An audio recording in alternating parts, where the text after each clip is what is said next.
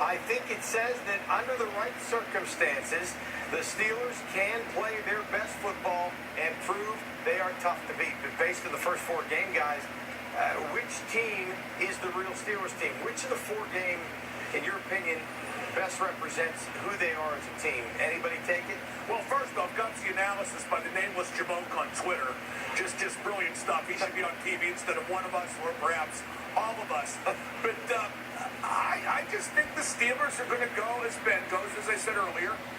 And as long as the other quarterback doesn't, outperform Ben or play right with Ben, I don't think the Pittsburgh defense is going to be as bad as it can appear against the quarterback having a big night. Alex Smith was very generic tonight, as Alex Smith generally is. As Josh said, full credit to Cam Hayward, who had a bunch of pressures, 3 sacks. The Steelers only had 1 sack as a team coming into the game. One guy on the offensive side of the ball I've got to give credit to, B.J. Finney, the jabroni guard who stepped into place for Ramon Foster.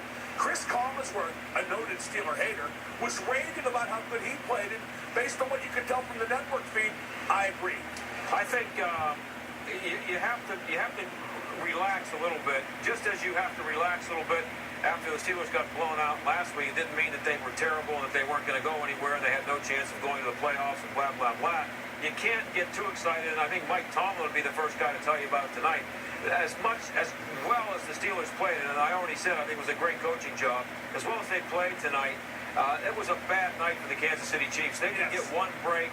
The Steelers, they got a couple of long plays that went for them with the defensive back jumping up and misjudging the ball. There were a lot of fluke plays that didn't go the way of the Chiefs, and they are the kind of team that can't come back once they get behind, because Smith never throws a pass further than from here to the camera right there. Finish this up, Josh. And I think this was a really good sign for the Steelers. Look at who they've beaten now. They beat a really good Bengals team pretty handily. The Chiefs will probably be a playoff team. They destroyed them tonight.